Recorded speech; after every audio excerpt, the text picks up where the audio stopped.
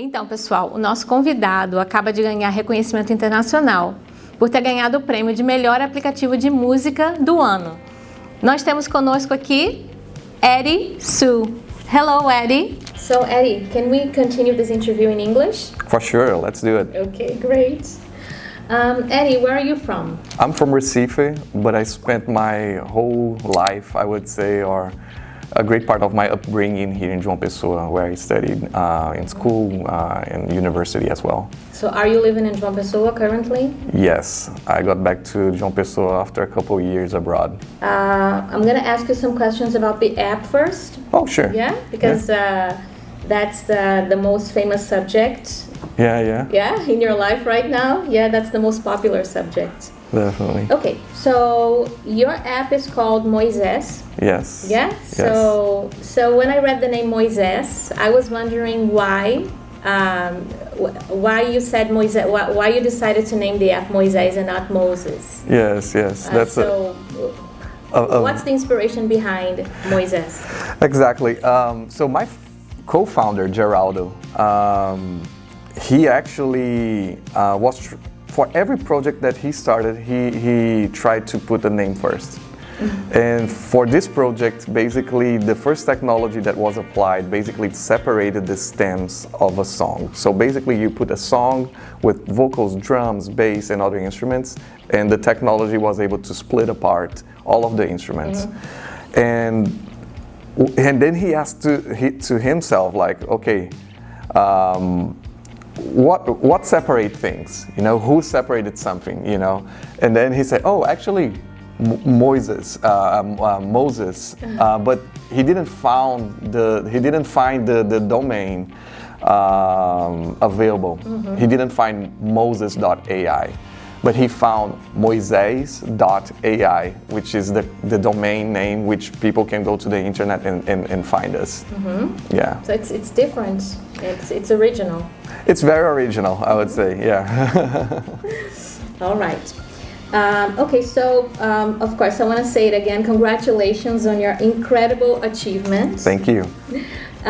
So can you tell us more about your app? What does it do, basically? All right, so Moises is an app that is available in multiple platforms, iOS, Android, and desktop. And it helps musicians and producers master their craft. So what that means, right? Basically, you put a song there. And let's say that you want to understand better what somebody's singing, We can put a famous song or a song that you recorded yourself. And then you can mute all of the instruments and just keep the vocals. And if you're learning English, for example, it's a great way for you to simply isolate the vocals and hear everything that, for example, Justin Bieber is singing. Okay? And once you're comfortable with what he sang, then you can mute his vocals, bring the instruments back again, and then sing on top. So there are multiple use cases for rehearsing in your band, and you can also produce new music. Some producers here in Brazil and in the US and all over the world, actually, they might sample parts of the song. So, for example, there is a samba singer called Beth Carvalho. She passed away a few years ago, and her daughter Luana Carvalho wanted to pay a tribute to her. So basically, the producer Cassim, he produced Los Hermanos, Erasmo Carlos, and multiple big names in the Brazil popular music. So what happened? He isolated the original song, the original vocals from a song that was recorded in 1978, and then he created a new song with Beth Carvalho singing with the daughter together. So they made a duo. So there are multiple use cases, but if I could summarize, everything that we do at Moises is to empower creative potential, and that's our mission. Yeah, and just the fact that you were able to provide, you have been able to provide people with such experiences. Yeah. That must feel amazing. Yeah? Exactly. Right. Okay, so let's go back a little bit. I know that you have partners. Yes. Yes, so what inspired you as a group to create a music app?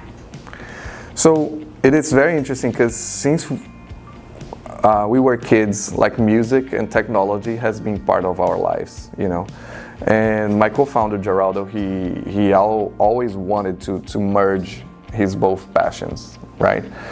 So when we were kids, for example, we had a studio together, and we were streaming basically bands playing, and people would basically be able to watch them like a live stream from Instagram or YouTube, but this was before YouTube existed, you know. So it's been a journey, you know. And one day he found out this AI technology that was able to separate the tracks, and then he called me and say, hey, I think there's a business idea here, you know. And then I was in Berlin at the time, he was in Salt Lake City. So we started to work in our downtime because we were both working in other companies.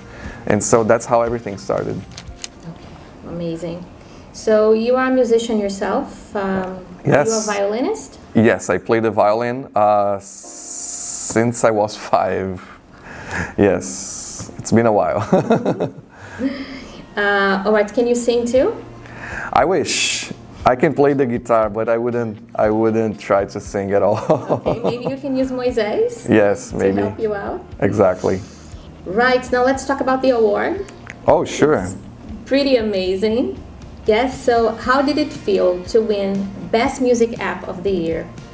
Yes, so this is an award that Apple gives to the best, let's say, developers around the world, and this is award that they celebrate every year. So the App Store Awards, they basically, the editors at Apple, they nominate a number of developers in multiple categories. So for example, we have like the iPhone App of the Year, the iPad App of the Year, which we won, and then other categories for Mac and other verticals from the Apple ecosystem. So for us, being nominated Best iPad App of 2024 was a pretty big deal. And of course, we are always working towards some recognition, right? Mm-hmm. The platform already have more than 50 million users globally. So it's already a big user base. And we were pretty surprised that we got this award so early in our journey, because it's been 4 years since our launch, right? I met some developers there that they've been developing their apps for 12 years and now they won, you know. So for us was something that was a great surprise. But at the same time, has it been 4 years? Yes, 4 years. Since you guys started? Yes, exactly. And for us, this was a bit of a surprise, but at the same time, we were really working hard to make the best app possible. So I think it came in a good timing. Okay. All right. So I'd like to talk about your journey to success. So still about the app. Did you expect your app to gain such international recognition? Or was it a complete surprise? What was the process like? How does it happen? So good question. So you post the app, like you present the app to the public. Yeah. And then it keeps on getting more and more users. Yes. So can you remember your reaction when you found out that it had actually worked, become successful? Yes, it was pretty surprising how viral it got in the beginning, you know. When we first launched the first version on the web, I think in less than 3 months, we had 60,000 users. And then we realized that for us to keep fueling that growth would be important for us to translate the app in multiple languages. So the app was originally developed for English speaking, because it's the main language that is more globally used, let's say. But of course, then we added Portuguese, Spanish, and Chinese, you know, and many other languages. Today we support more than 40 languages actually, and there's no overnight success, right? So we were adding new features, adding new languages during the last 4 years. So I would say that the surprise wasn't there in the beginning where we saw some traction, but for us to keep harnessing, let's say, that growth and fueling that growth was fundamental for us to keep improving the experience. Can you remember the last language you was translated into? It was probably some, how do I say, Eastern Europe, Eastern Europe country like Poland, for example, so Polish and maybe, so one language that I remember here is like we translated to Dutch and Swedish as well, because in these countries many people already speak English, right? Most of their population are very good English speakers because they are in the European Union and so on.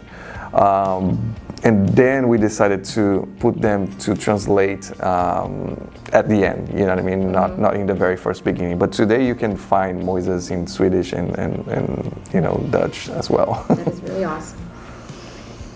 Okay, let's talk about cultura inglesa. Yes. Yeah? Right, so I'd like you to talk about your experience here at Cultura Inglesa as a child and as a teenager. And did the knowledge you gained at Cultura help you in your professional life? Oh yes, that's an easy one. Like since I was a kid, I studied in Cultura Inglesa, My uncles, my aunt, my mom, all of them supported me along this journey, And one thing that I heard a lot, also from my father, is that English is like I would say a foundational piece in your upbringing, and this unlocks a lot of possibilities, right? And I was really thinking through, like, before we got here today, how this was so fundamental and so paramount for me.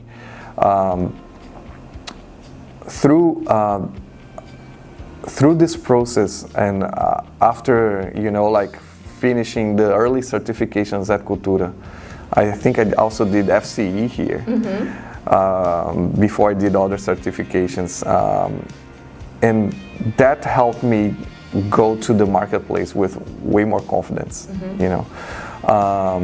So for example, job interviews, this helped me a lot, because I did, I don't know, probably more than 50 job interviews to land on a job in Europe, for example. Also, if you wanted, I wanted to study abroad as well, so the classes were all conducted in English, right? So I had the opportunity to go to California to study as well, and the English is what took me there, And of course, it was a real lifesaver. Oh, definitely. Like, I think today, I can't see another way, because you have to have English, like as in your repertoire. And if you want to get hired for a company like ours, for example, we only accept people who speaks English. Who are fluent in English. Who are fluent, yeah, because many of the meetings that we conduct are in English. And they have to be able to prove it during the interview, of course. Exactly, and we conduct those in English, the interviews as well. So all of the main company meetings where we gather everybody, we call them these company town halls. So during these meetings, like, everything is presented in English, and you're expected to understand and also present in English, right? So there are multiple companies like ours who have, for example, offices in Brazil that they require that. So having the English in your repertoire, in your toolkit, let's say, it's very important. It's essential. Yes, definitely. So one question came up. So this is what I keep telling my students all the time, because some of them are really resistant to studying and to finishing the whole course. Yeah, when they finish the intermediate course, they want to stop because they think it's enough. You know, they go abroad with their parents. They can buy things, and I say, look, you need more than that. If you want to go to university abroad, if you want to go and succeed in a job interview. So what would you say to those students so that they are more motivated to go beyond the intermediate level? Yeah, so I think if anybody wants to, succeed and have better results, you have to make sure that you are improving yourself as well, that you are creating a better version of yourself every day. And if you're stopping, for example, in the middle of the journey, you're probably not seeing the full potential that you could achieve, right? So I think acquiring the full proficiency in English is something that will also help people stand out in the marketplace as well. You know, it also will give you greater credibility when you're running an interview. Let's suppose that, okay, there's a draw between you and another candidate, right? Like, which person will be selected? Probably the one that has that can speak more fluently, that can better articulate, in a global setting, right? So I would say, I would encourage actually everyone to go for the second mile, not just stop in the first mile, actually go further. And this will pay off, maybe not today, but in the how do I say, in the journey. Sometimes we don't have that big picture, but it will definitely pay off after. Yes, I agree.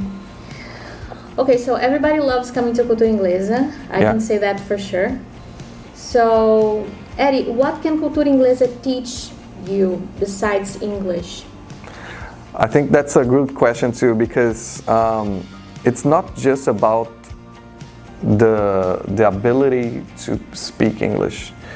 What I love about Cultura is that the culture, actually, the English culture and the repertoire that you learn here in a very seamless way.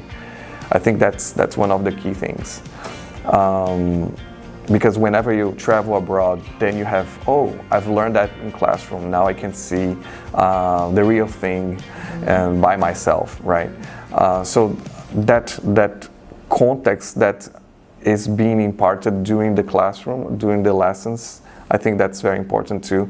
And also the discipline of, for example, getting ready for certifications, right?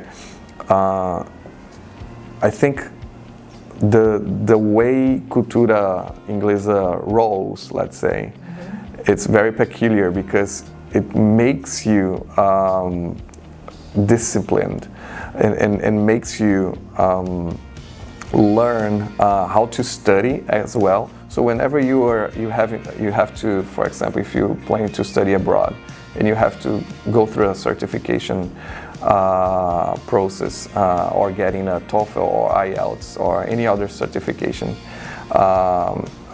what I feel that you learn a lot here is to understand how to play that game, and it helps you get ready as well. So I would say that it goes really beyond just the ability to speak or understand English. It also gives you the ability to understand how to navigate those certifications as well, and also navigate culture. So you would say that it's fundamental that they take Cambridge exams, international exams? Oh yeah, like I took mine as well. So, and I took others after I finished Cultura. So I think that's very important, because it also builds your curriculum, right? Your resume is very important. So if you're able to, apply for a job that requires English, the first thing in their screening process will be checking if you are able to speak English.